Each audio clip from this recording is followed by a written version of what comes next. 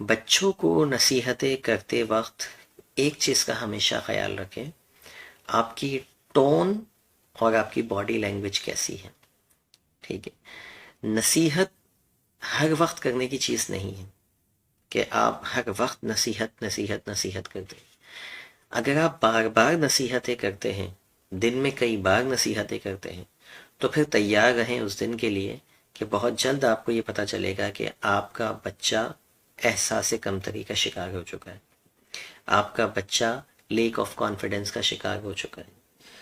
زیادہ نصیحتیں، over loaded نصیحتیں انسان کو بتاتی ہیں کہ میں I am not the best, میں ایک بہتر انسان نہیں ہوں، میں کمتر ہوں، میرے اندر خامیاں ہیں، اس کی سیلف اسٹیم لو ہو جاتی ہے. تو نصیحت کم کریں. کیسے کریں اس کا طریقہ کار بڑا سلیکٹڈ ہونا چاہیے. ایک تو یہ کہ نصیحت، میں اس سے پہلے بھی ویڈیو بنا چکا ہوں اس بات پہ کہ اس کا جو بیسٹ ٹائم ہے نا کوئی بھی بات سمجھانے کا، وہ ہے جب بچہ سونے کے لیے جا رہا ہو، یعنی نیند کی کیفیت میں ہو، ہلکی ہلکی نیند آ رہی ہو. اس ٹائم پر آپ نے اس کو نصیحت کرنی ہے. یا پھر صبح جب بچہ اٹھتا ہے تو اٹھتے وقت کچھ اچھی باتیں اس سے کر لی جائے اچھے انداز میں ناشتے کے اوپر.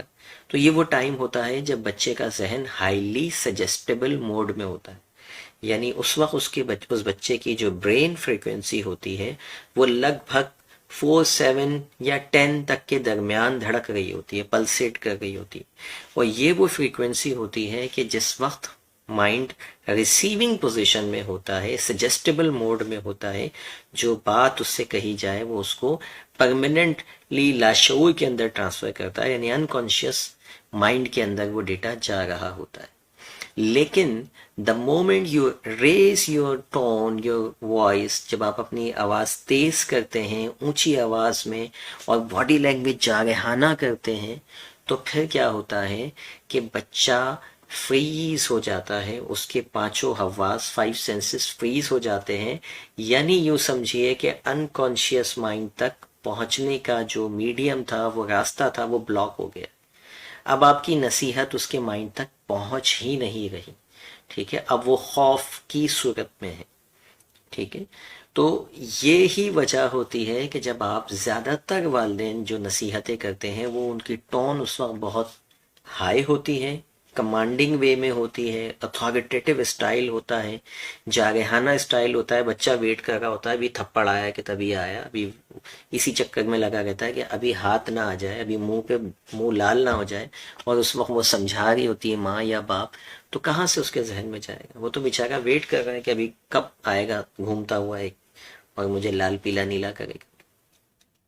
تو اسی یہی وجہ ہے کہ ہم بہت سارے ٹائم پر ہماری نصیحتیں کام ہی نہیں کر رہی ہوتی، کیونکہ ہم نے صحیح طرح سے نصیحت کرنا سیکھا ہی نہیں. نصیحت ہمیشہ، یہی وجہ ہے کہ ہمارا دین ہمیں کہتا ہے کہ جب کوئی شخص غصے کی کیفیت میں ہو تو اس کو نصیحت نہ کر. ٹھیک ہے، کیوں نہ کرو؟ کیونکہ غصے کی کیفیت میں آج سائنس یہ بتاتی ہے کہ ہم جب غصہ کرتے ہیں تو ہماری جو برین فریکوینسی ہوتی ہے وہ 21 سے ابو پلسیٹ کر رہی ہوتی ہے. جتنا فریکوینسی اوپر جاتی ہے اتنا ہم سجسٹیبل اسٹیٹ سے باہر آتے جاتے ہیں، یعنی اتنا ہمارے مائنڈ کے آگے جو ہے نا راستے میں پتھر آ جاتے ہیں. بالکل عام الفاظوں میں کہوں میں، عام آدمی کی زبان میں، کہ جتنا اوپر جائے گی فریکوینسی، یعنی غصے کی کیفیت میں ہوگا بچہ، اتنا زیادہ اس کے دماغ تک پہنچنے کے راستے بند ہوں گے. جتنا برین فریکوینسی نیچے ہوگی، یعنی وہ ریلیکس ہوگا، نیند کی کیفیت میں ہوگا، سونے جا رہا ہوگا، پرسکون کیفیت میں ہوگا، اتنا زیادہ اس کے راستے کلیئر ہوں گے. تو دا بیسٹ وے تو کہ آپ رات کو اس کو پکڑیں، کوئی کہانی سنائے، یہ اس سے بھی زیادہ بیسٹ وے ہے نصیحت کرنے کا. کہانی میں اس کو نصیحت کریں، جیسے اللہ رب العزت نے ہمیں قرآن پاک میں بہت سارے واقعات سنائے انبیاء کے اور مختلف قوموں کے، اور ان ہی واقعات کے درمیان ہمیں ہمارے پیغامات بھی دیے کہ تم یہ نہ کرنا، تم یہ کرنا. تو وہ یہی طریقہ ہے بیسٹ آف دا بیسٹ، کیونکہ اللہ جانتا ہے، اس نے یہ مشین بنائی ہے تو وہ بہتر جانتا ہے کہ یہ مشین کیسے چلتی ہے، اس کو کیسے چلانا ہے دماغ کو. تو اس نے ہمیں واقعات سنا کے تربیت کی ہماری قرآن پاک میں، یا ایون قرآن پاک سے پہلے جو کتابیں نازل ہوئیں وہ بھی اسی طرح کی فارم میں ہے کہ اس میں واقعات ہیں، اور واقعات کے دوران اللہ نے ہمیں پیغام دیا ہے.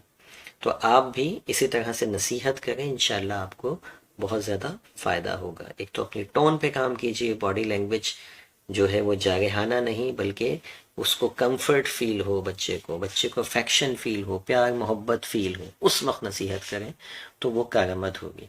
ملتے ہیں انشاءاللہ کسی اور ویڈیو میں. Thank you for watching. اللہ حافظ.